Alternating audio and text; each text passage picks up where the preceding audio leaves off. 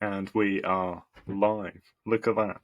So we're back again with another channeling from Source with the lovely Joywing Dias. I got it correct Mm-hmm. that time. That's And good. That's good. Joywin Dias, what will we be talking about today? I feel like today let's talk about Ayurveda, body wellness, and just more Mm-hmm. things of the earthly plane today. Yeah, grounding. Let's talk about Yeah, grounding. Yeah. yeah, exactly. I think that's a good way to sort of counterbalance the potency of what we were discussing yesterday or the day before. I don't know. It was very soon where we were talking obviously Mm-hmm. about ETs and aliens and all that sort of jazz. And now we're going to bring a bit more to Earth, the earthly plane, to people's lives and the ascension process as it relates to people's bodies, their relationship with their body, the foods they consume, the nature of their digestion, all these sorts of Ayurvedic related topics. I guess sort of to sort of orient people listening, we should probably define what Ayurveda is exactly, because it would probably maybe be a new sort of word for many people listening. So yeah, I'll pass it Yeah. to you. Yeah. I feel like Ayurveda for me, like there's no fixed definition for me. For me, it's more like I see it as a science of body wellness. It is a very ancient sort of practices that the ancients sort of passed down and carried along the generation through like practices on herbs and how certain medicines or like certain sort of foods can help you ascend into a higher frequency. And yeah, I like following it because it fits my sort of frequency. It supports my current status of ascension and my frequencies. So yeah, it's basically like aligning your mind, body, and soul through the means of food and how food can play such a big role in that participation. So yeah, yeah. What do you feel that Ayurveda is to you?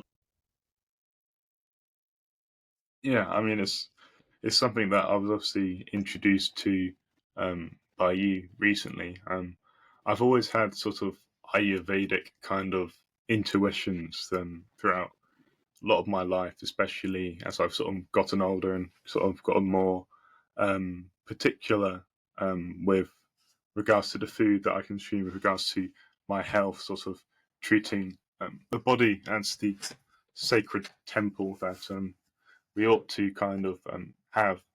Um, I've always been someone who's very intuitive with what I eat. I've never had a sort of um, a rigid formula. Like I've always been attracted to foods which sort of make me feel good, not just in a sort of a kind of dopaminergic, highly rewarding, addictive kind of way. Like maybe when I was a kid, my intuitive eating led me to sort of overeat sweets and all that Mm-hmm. sort of stuff. But as I got older, like my intuitions would steer me away from those sorts of foods because I'd know that like, oh, when I eat this sort of thing, I feel sluggish and lethargic and low, um, like a few hours after. If I eat this kind of food, um, I feel replenished. I feel like I'm truly nourishing my body.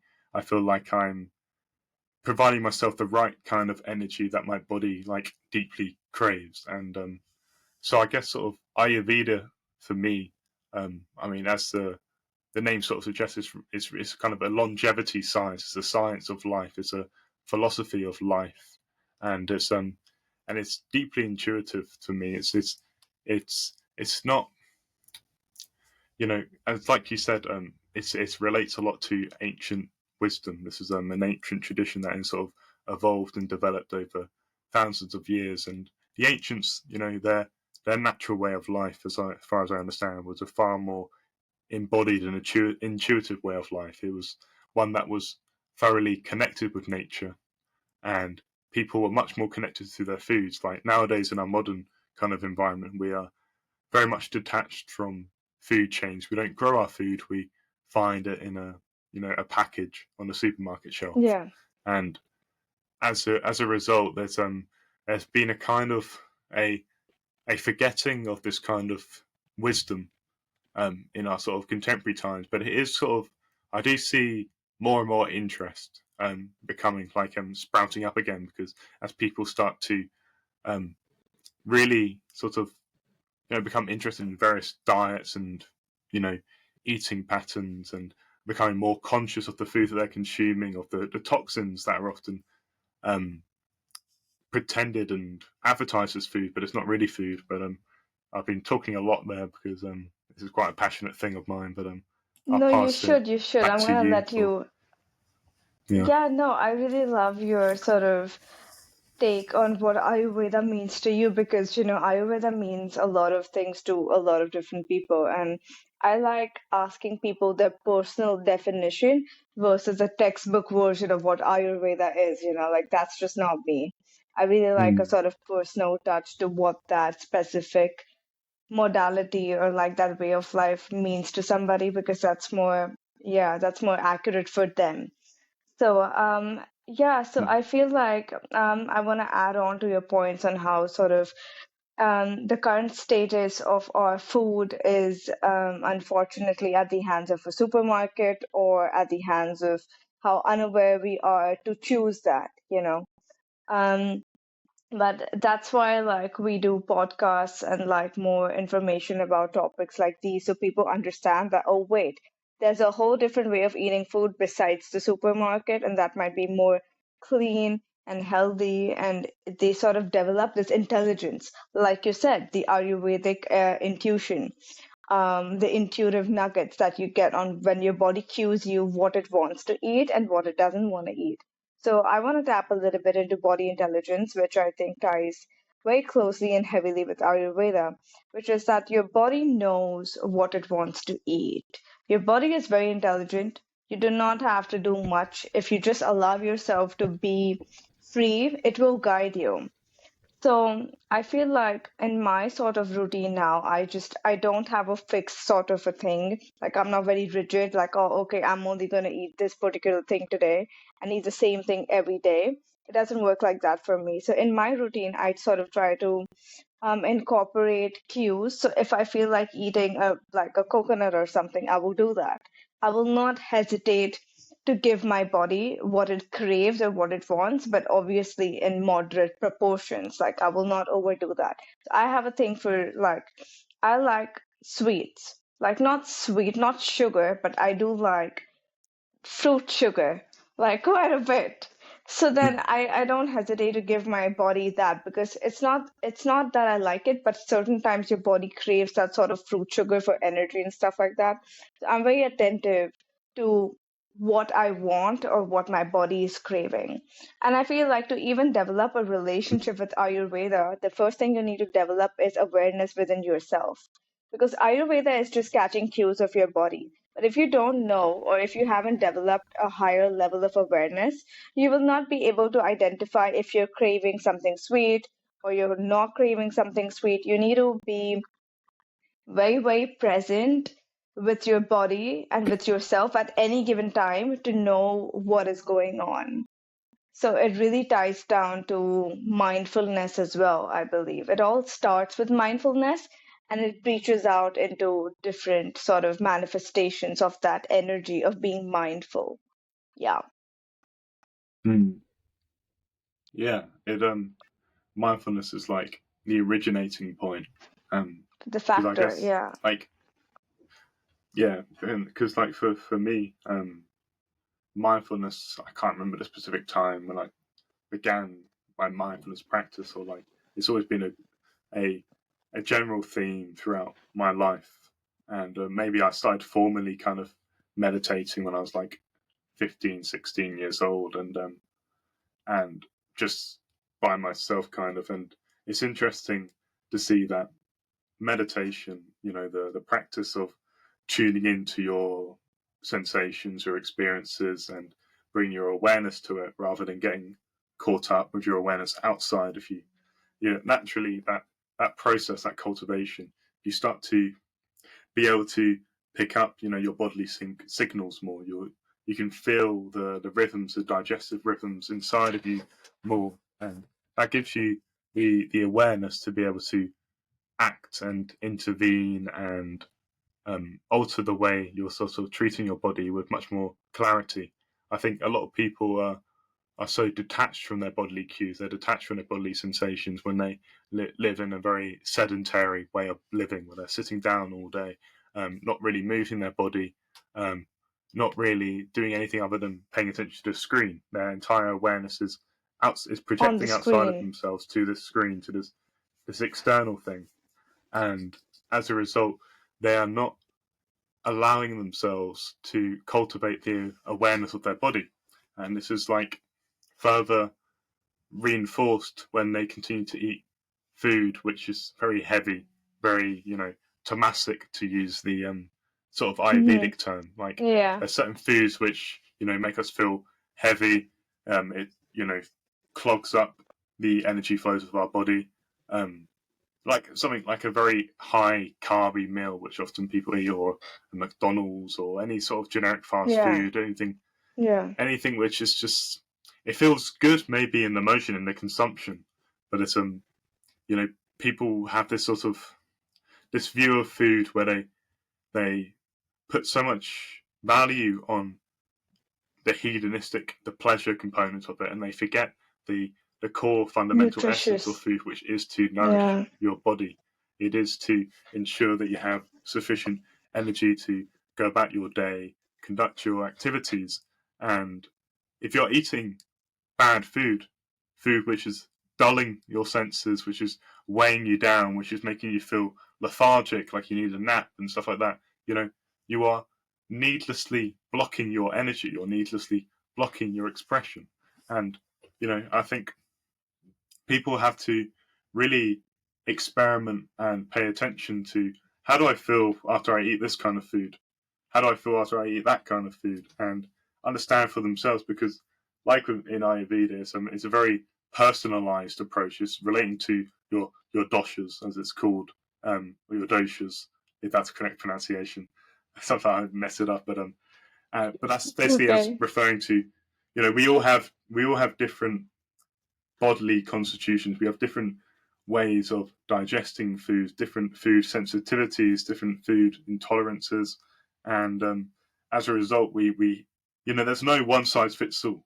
Very often in the Exactly. sort of conversation that I see in nutrition about food, you'll see like this kind of diet, a ketogenic diet is perfect, or a paleo diet is perfect, No. or a fruitarian, or it's all categorical thinking. It's all, people like a box. They like to think in terms of binaries rather than complexities, and you know, and it's very very rigid, very like us them kind of thinking. Like my diet is better than my diet. Like I can eat these foods and I can't eat that food. It's like, I but know. Restrictive. it gets to, yeah, it's very restrictive, and people obsess about it, and that's just why I, like, at the beginning of our conversation, I sort of emphasized how, for me, Ayurveda is like intuitive eating. It's about intuitively understanding what, in this particular context, does my body need. Like you mentioned, you like fruit, sugars, and stuff like that, and Yeah. I'm the same. Like, particularly if I'm exercising,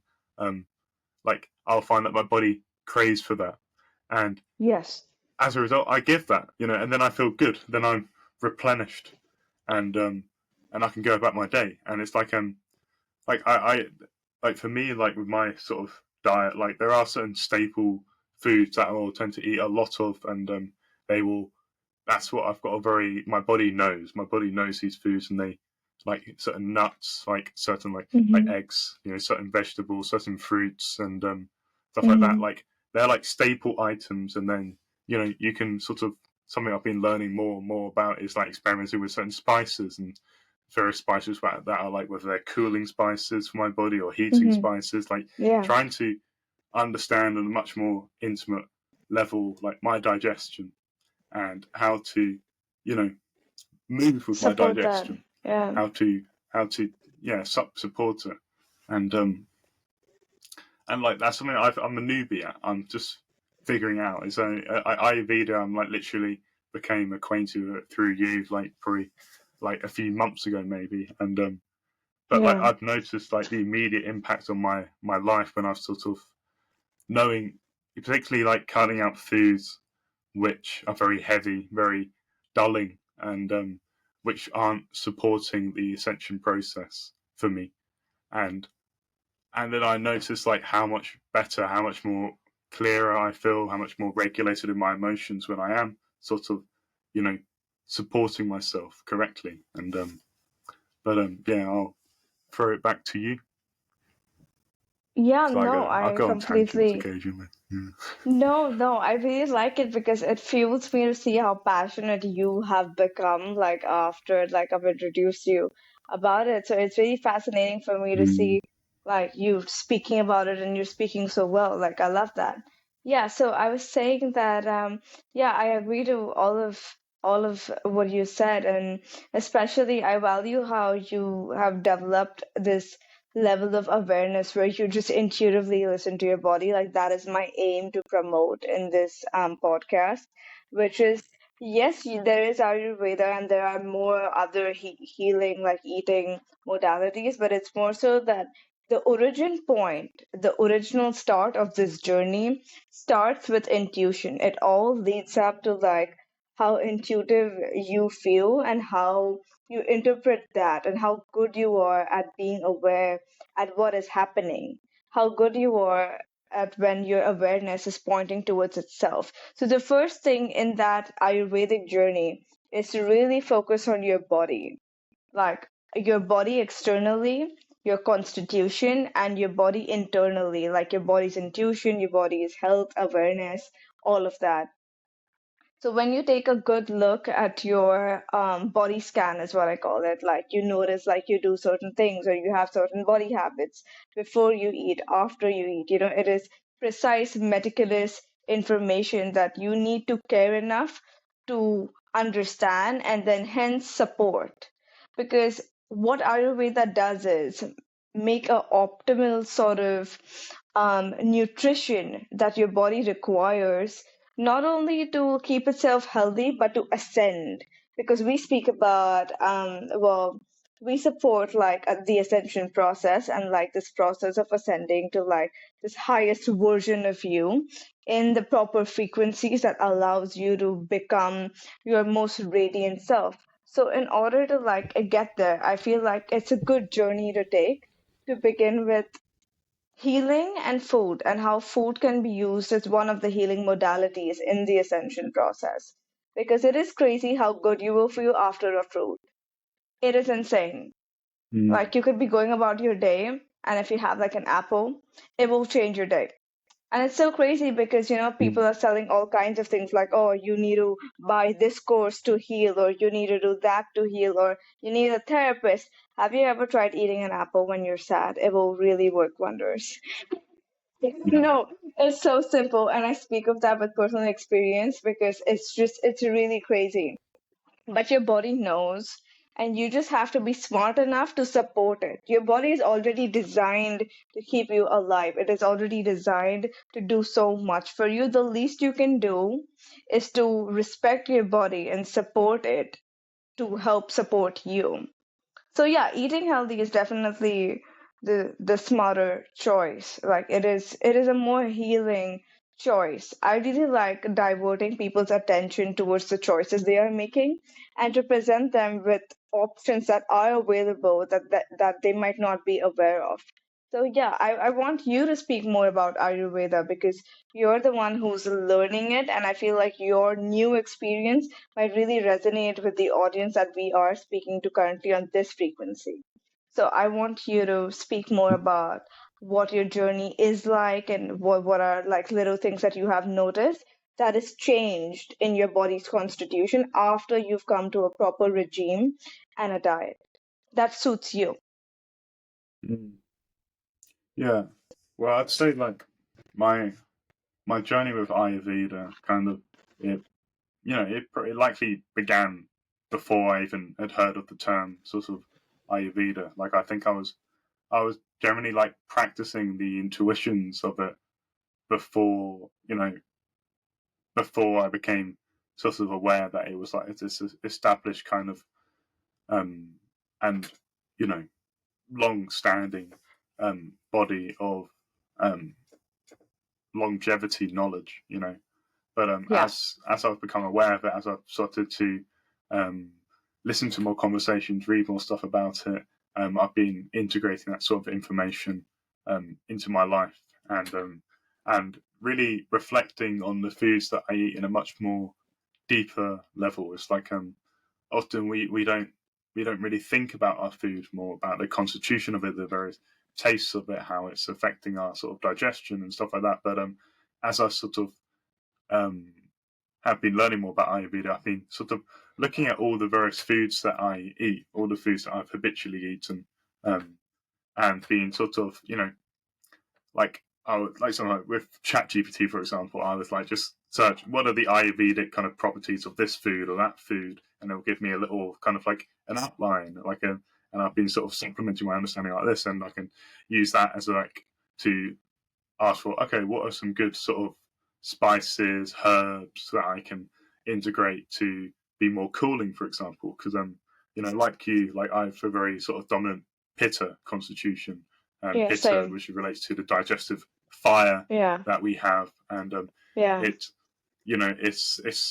it explains like I've always had a very fast metabolism. I've always had a lot of sort of energy, a lot of yang kind of motivational push, and like my body, like my body is always very, it's like a furnace, is very warm, and Yeah, it's very like warm. as a result as a result like it becomes necessary to consume more cooling foods which don't amplify that sort of digestive fire, like foods like spices, for example, like or chili Mm-mm. foods. Like that's not ideal for me. No. It's I'd eat it and then I'm overheating, I'm just getting sweaty and just uncomfortable, Yeah. and it's not that's not the sort of food I eat need.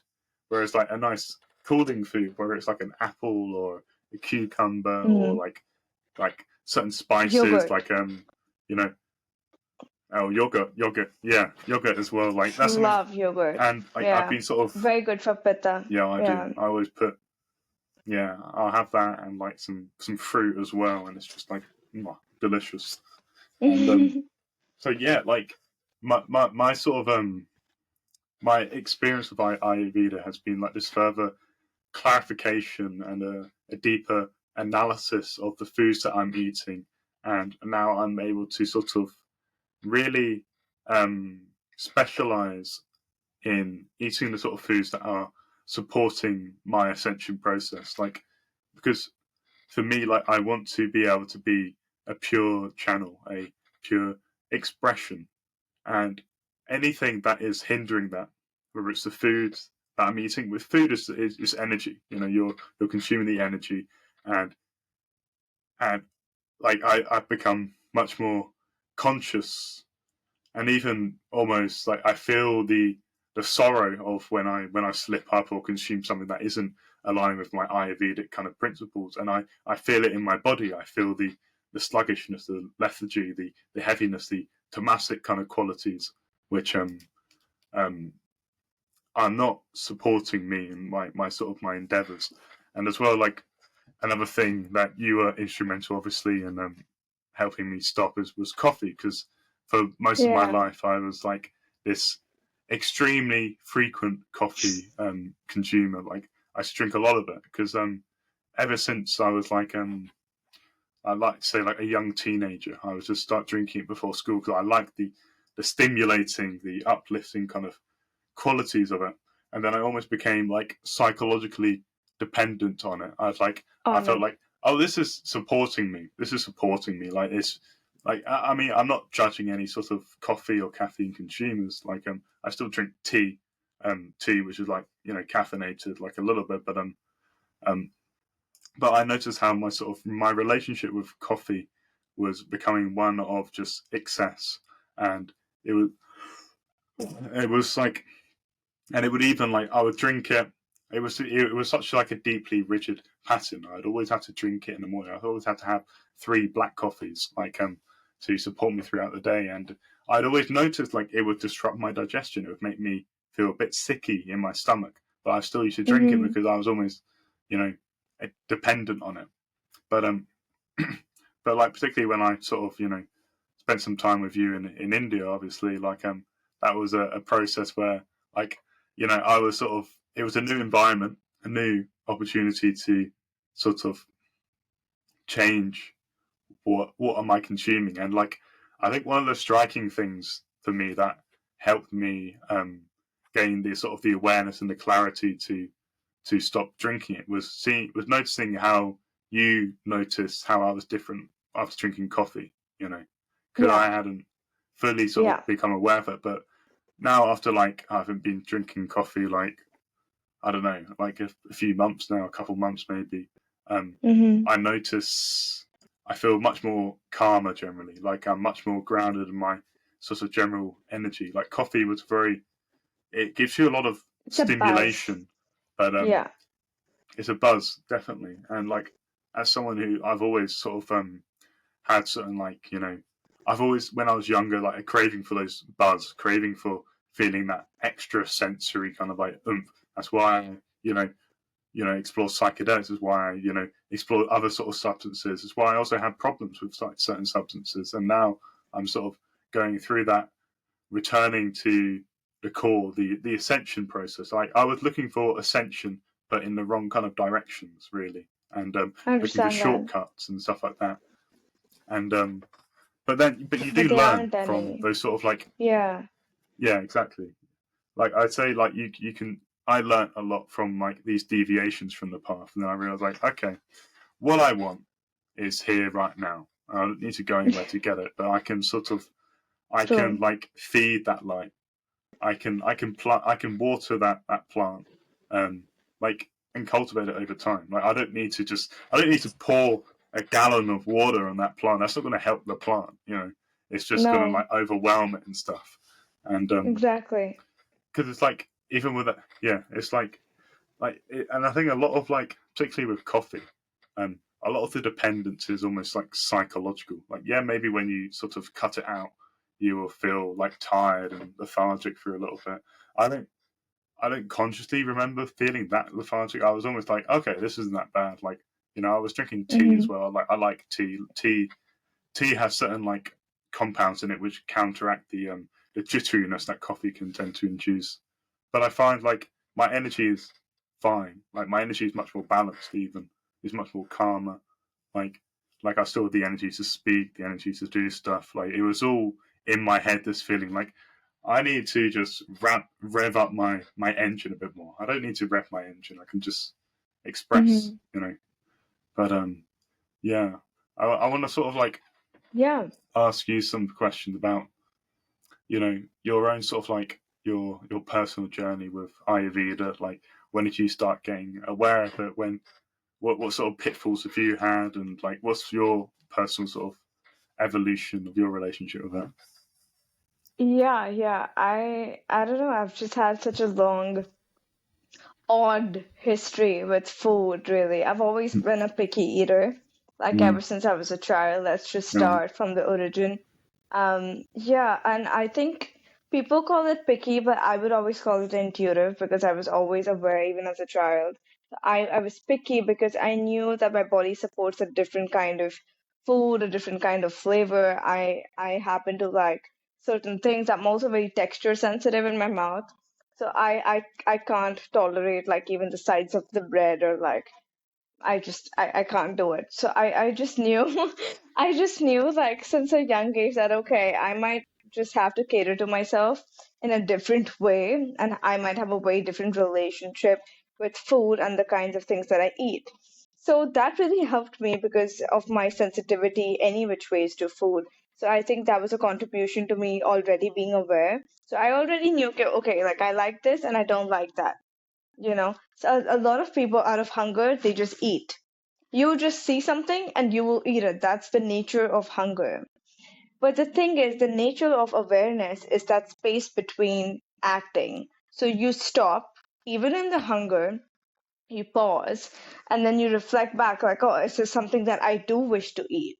And when you ask yourself that question, it takes courage to know the answer and to act upon it. Like it's like, for example, for chocolate. Like you're hungry and there's chocolate there, and then you want to eat the chocolate, but then you're like, oh no, like I don't, I that's not like, yes, I want to eat it, but then you have that mini talk with yourself, like no, because it's not supporting my system. It's not doing something good for me. In fact, the sugar might be more damaging, and I'm not just going to compromise my body's health based on a quick moment of hunger. So, holding that higher awareness has always been something that I have tried to cultivate. And to some degree, I always naturally held that sort of sensitivity. So, I was very lucky in that regard to have that sort of pickiness, is what they call it, but intuition, really.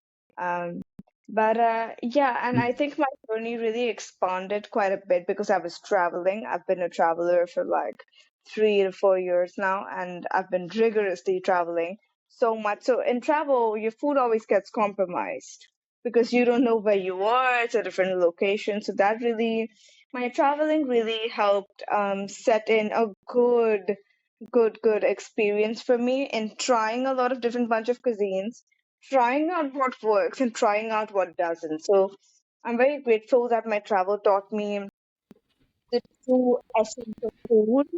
I remember like being in the mountain and following this crazy diet of just like eliminating food for like 5 days and like just and not just eliminating it because I want to eliminate it. The location was so remote and it was in the middle of nowhere in the forest.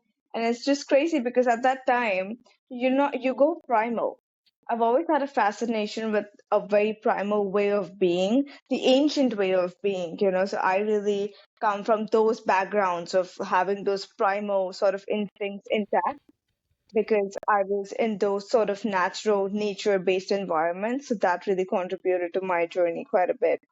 So I feel like there I got this experience of like just surviving, like in a very raw way, not surviving because you have to survive. Like it's not that intense, but it's more so that what is the natural way of your body? What is the natural way of you letting your body eat, and what does that look like? So my raw travels indicated to me a lot of differences that I had to make when I was staying in the city versus when I moved in the mountains. So majoritively I was living in the mountains for quite a bit. So I noticed that the environment you're in really changes the food you eat.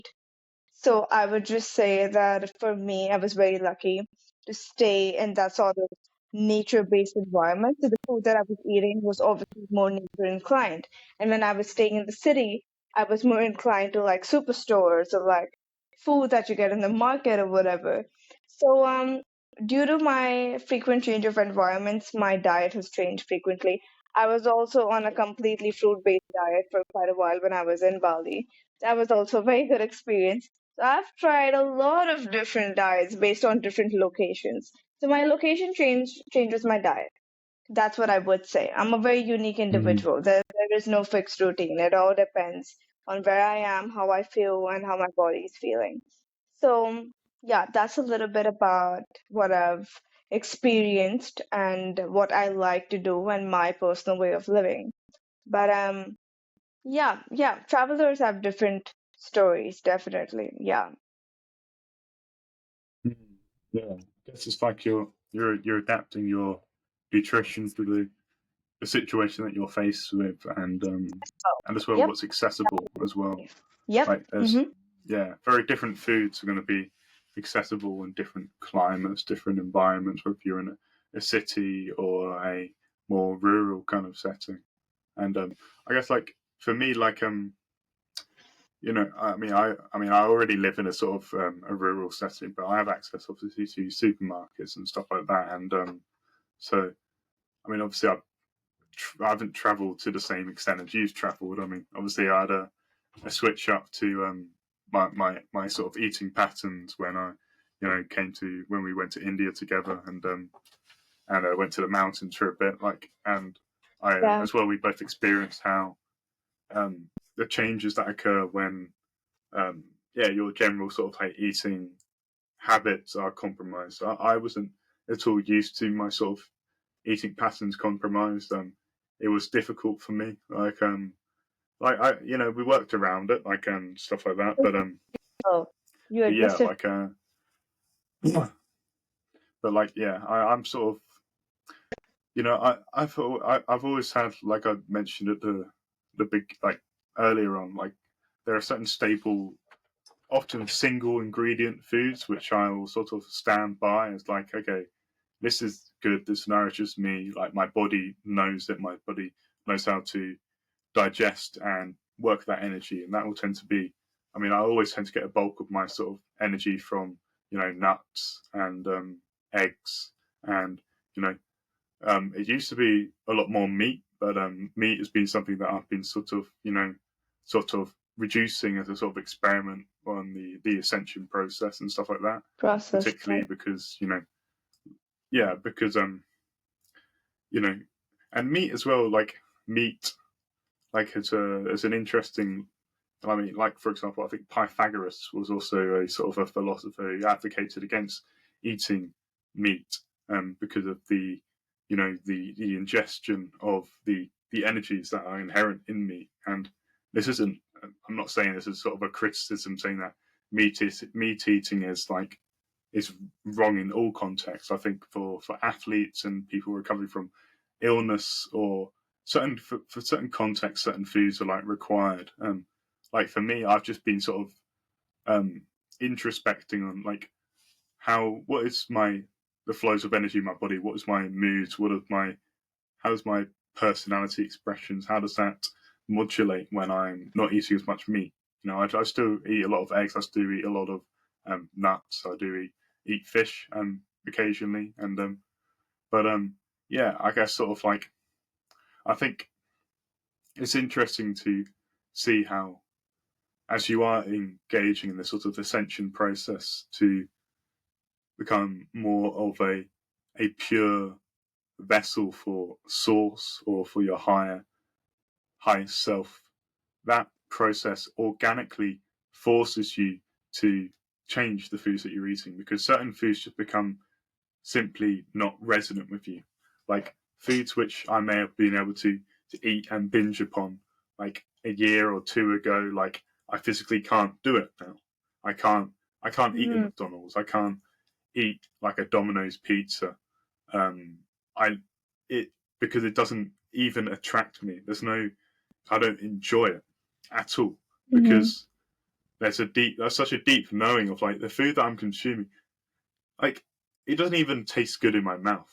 Like it's like the facade of fast food is completely diminished in my perception, because I just see myself, this is just a hedonistic activity, and this isn't nourishing my body, this is just making me sick. Why would I want to make myself sick? um it becomes almost nonsensical at a certain point. Yeah, But that's true. like yeah, so I guess sort of like I'm very simple with the food. I stick to sort of whole foods, like unprocessed, mostly single ingredient. I always prefer to prepare the food myself rather than buying it already prepared. Like, and I will avoid sort of products in supermarkets where they have all sorts of different junk in it, different preservatives, different oils as well added to it. And this is something that I'm conscious is quite difficult, because it's been a process.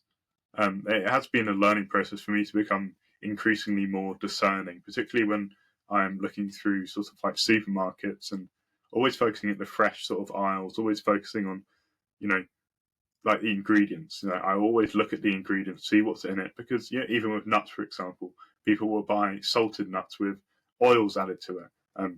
Even for like eggs, for example, people will buy barn eggs versus free range or organic eggs. There's Mm. so much nuances. It's like this whole maze, this labyrinth that people have It's to you complicated. know Yeah. operate in. It's very complicated. So I have a lot of um, empathy for people who can find this all overwhelming, and that's why I guess like the central sort of um, nugget to take from this sort of conversation is like to return people to their intuitions, to return people to their embodied experience of consuming and digesting food, and how does it affect their energy level. Just return to basics and stop looking at food as something that needs to can just taste good. Don't look at it as like you're gratifying a desire. Look at it as though you are entering a deeply sacred, energetical conversation with your food between your body and the outside world. Like the food is the outside world, and your body is, you know, your you're like it's your interface kind of. And like you wouldn't want to just take in junk and fill your vessel with just stuff that is weighing you down. You want to be very discerning with what you pick in the food outside world. Like, is this good? Is this bad? Because we have to have the discernment, especially in this world we have today, where there's so much glamorization and normalization of eating shit. You know, but yeah, I'll pass Yeah. the baton back to you for any sort of concluding kind of Yeah, thoughts. that's really potent, and I completely wish to add a little bit more on that point that you said that people usually focus on like the taste or the color, or like, if it's pink, or like you're at a fancy restaurant and then they just decorate something really nice, and then there's a flower on it, and people are going Mm-hmm. berserk, like, oh my gosh, that's a flower shaped crap, but it's flower shaped. And then, Yeah, people really fall for that exactly. little trick trick. So yeah, it's very important to stay aware that it doesn't matter if it looks like a flower, as long as it's not nourishing your body. That's the hard truth that you have to swallow. Like, if it's not nourishing your body, if it is not completing your nutrients, then it is not for you. If you stick to this simple rule, I think this will really make a lot of difference in the way you approach food, the way you look at food, the way you agree what goes into your body, what doesn't.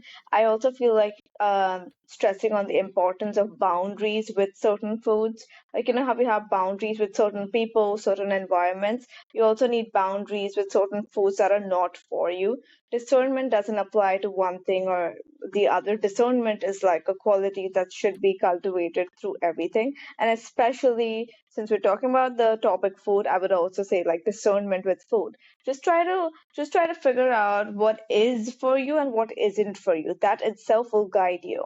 You do not need a Ayurveda booklet. Mm, Yes, if you want to study it, you can, but it is more important to, I would stress, to listen to oneself.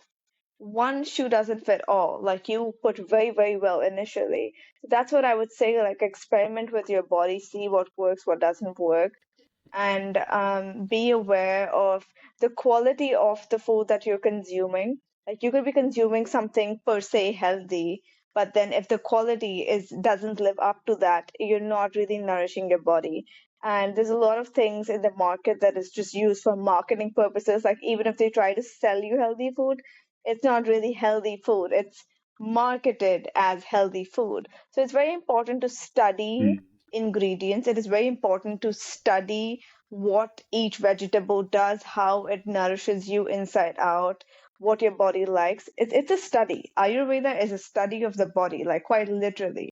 So it's more so that once you develop a wisdom, once you develop enough knowledge, you can put it to practice and then build your own sort of regime. You can build your own, you can help support your body, support you. So it all starts with initiation, of course, and like that is my aim. Like, through this podcast, people feel initiated to even try it out or to look into it. That itself would make quite a bit of difference, I feel. But yeah, this has been really, really good. Yeah, we channeled some potent stuff. no, Yeah, I enjoyed it quite a we bit. we always do. We always do. Yeah, I think there's Yeah. plenty for people to chew on, if you pardon Yes, the pun. as usual. But Yeah. but That was so exactly. fun. Yeah. Yeah. So I guess yeah, like as sort of concluding sort of thoughts is yeah, it's all returning to people's intuition, returning to people's their own internal knowing, their own Guidance. compass, Yeah. um, and to trust that. Don't don't be guided by fancy advertisements or billboards or clever packaging and marketing. Trust what you feel when you eat something. And trust that because your body knows. Your body knows. But yeah, I think that's a good place to sort of to wrap up. And Yeah. we'll be back again very, very soon, as always, Very, very soon, with as some more, always. some more channelings. Exactly. So Yeah, hope that's been good, guys. Enjoy that's the been rest really of your good. day, and it's Mm-hmm. exactly a goodbye from me and Joy. So Yeah. adios, Bye. goodbye. Bye. Da, da, da.